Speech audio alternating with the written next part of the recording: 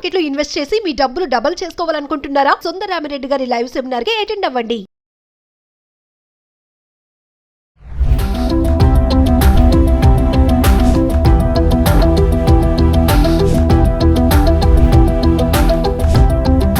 నమస్తే, welcome back to Suman TV. ప్రస్తుతం మనతో పాటు ఉన్నారు అనలిస్ట్ మందరి కృష్ణారెడ్డి గారు. నమస్తే సార్. నమస్తే అమ్మ. సార్, మరి ప్రజెంట్ జనరేషన్లో 90 మార్కులు వచ్చినా కూడా అరే 90 వచ్చాయి ఏంట్రా, 98 రావాలి కదా, 97 రావాలి కదా అని అసంతృప్తి చెందే పేరెంట్స్ చాలామంది ఉన్నారు, ఫీల్ అయిపోతూ ఉంటారు. అలాంటి కొంతమంది పిల్లలు కూడా ఉన్నారు అనుకోండి, ఇంత బాగా కష్టపడి చదివా నాకు ఇలా వచ్చాయి మార్కులని. అలాంటి టైంలో మరి కర్ణాటక చెందిన ఒక పేరెంట్స్ మాత్రం హ్యాట్స్ ఆఫ్ అనుకోవాలి వాళ్ళకి. ఆ అబ్బాయి 10th క్లాస్ అన్ని సబ్జెక్టులు ఫెయిల్ అయిపోయాడు.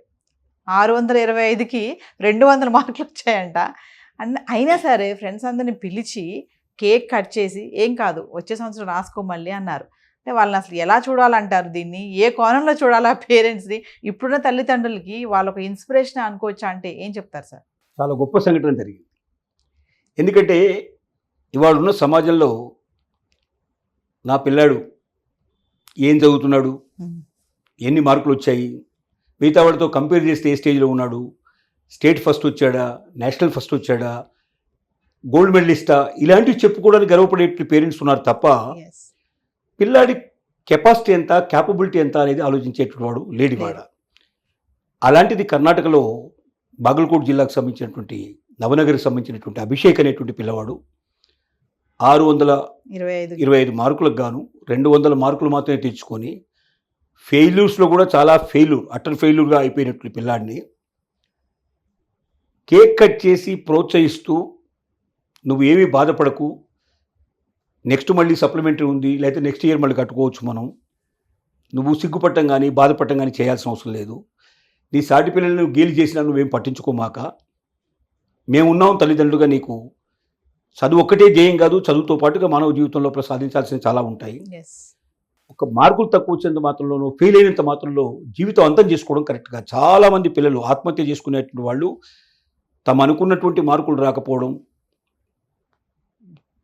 నేను ఫస్ట్ రావాలి అని ఆత్మహత్య చేసుకున్న వాళ్ళు, అసలు మార్క్స్ రాకుండానే నేను సరిగా రాయలేదు ఎగ్జామ్ అని కూడా చేసుకున్నాను. అట్లాంటి వాళ్ళు చాలామంది. మొత్తం చూస్తే మనకు ప్రతి సంవత్సరం ఏటా కొన్ని వేల మంది, మొత్తం టోటల్గా ఇండియా అంతా చూసినట్టయితే అన్ని రాష్ట్రాల్లో ఉన్నటువంటి స్టూడెంట్స్లో చూస్తే వేల మీద, అంటే 1000s పైనే ఉంటారు కానీ 1000 లోపల ఉండరు, ఆత్మహత్య చేసుకొని చనిపోతున్న వాళ్ళు.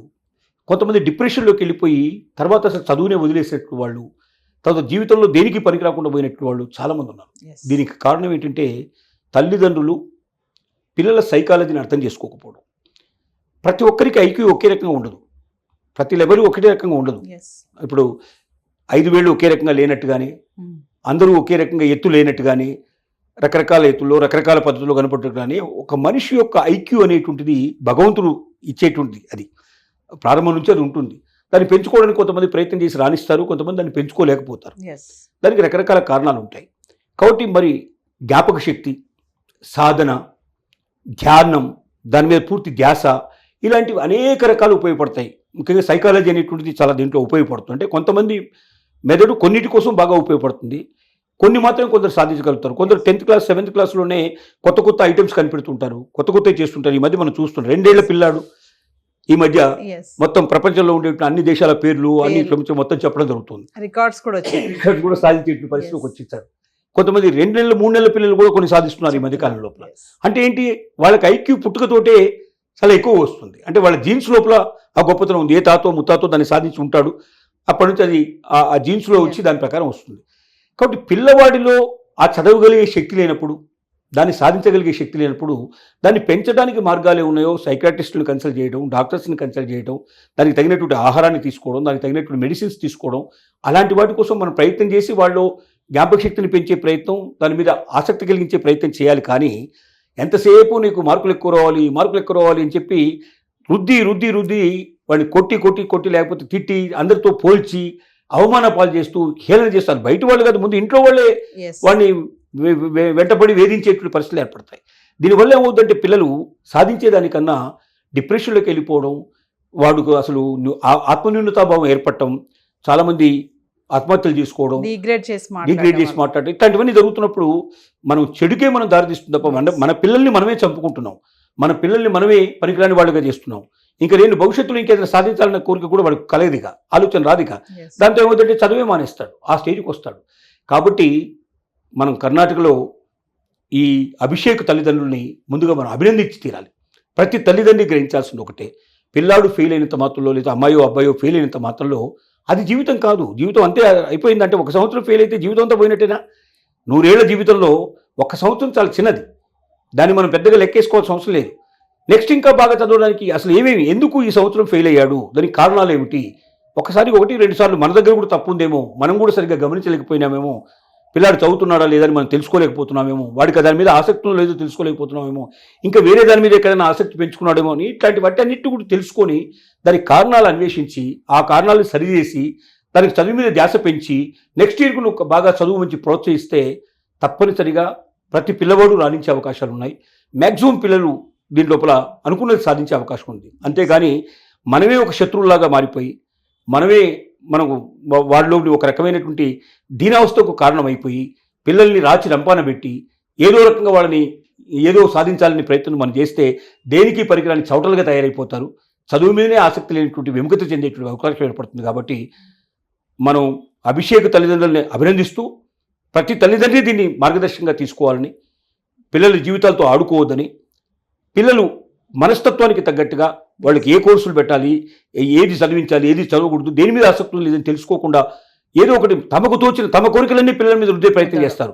Yes. తల్లిదండ్రులు అనుకుంటారు డాక్టర్ కావాలి మా వాడని, కానీ వాడికి ఉందా లేదా ఉద్దేశం అనేది మనం తెలుసుకోవడానికి ప్రయత్నం చేయం. కాబట్టి పిల్లవాడు ఏమనుకుంటున్నాడని తెలుసుకొని అతనికి ఆసక్తి ఉండేటువంటి దాంట్లో మనం ప్రవేశపెడితే ఇంకా ఉత్సాహంగా చదువుతాడు, ఇంకా ముందుకు వెళ్ళే అవకాశం ఉంది. Failures are stepping stones for the success అనే విషయం నేర్చుకోవాలి. అపజయాలు లేనివాడు ప్రపంచంలో ఎవడు ఉండడు. Yes. వీళ్ళు మనం బిజినెస్లో అందరూ రాణించాలని లేదు, ఉద్యోగాల్లో అందరూ రాణించాలని లేదు. ప్రతి దాంట్లో కాంపిటీషన్ ఉంటుంది.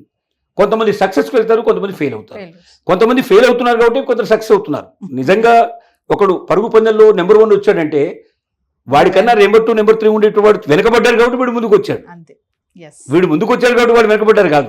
ఇలా ఆలోచించడం నేర్చుకుంటే బల్బు కనిపెట్టేవాడు ఉన్నాడు. మొట్టమొదటి బల్బు కనిపెట్టలేదు థామస్ ఎడిసన్ అనేవాడు. బల్బు కట్టని ముందర చాలా మంది అక్కడ దాకా తయారు చేసి చివరిలో ఫెయిల్ అయ్యారు.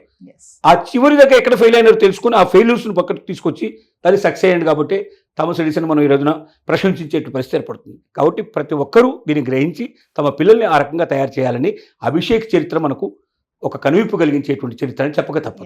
ఏదేమైనా అభిషేక్ తల్లిదండ్రులు మాత్రం మనం మెచ్చుకోవాల్సిందే, ఖచ్చితంగా. హ్యాట్స్ ఆఫ్ అని చెప్పాలి. చాలా మంది తల్లిదండ్రులు నేర్చుకోవాలి. అంటే మన బిడ్డలు మీరు అన్నట్టుగానే ఎంతసేపు కంపేర్ చేయకుండా, వాళ్ళని టార్చర్ చేయకుండా, అంటే వాడి స్తోమత ఏంటి, వాడి టాలెంట్ ఏంటి అని, వాడి హిడెన్ టాలెంట్స్ ఏమైనా ఉన్నాయని పేరెంట్స్ ప్రతి ఒక్కరు కనుక్కోవాలి నా ప్రజెంట్ జనరేషన్లో. Thank you sir. Thank you.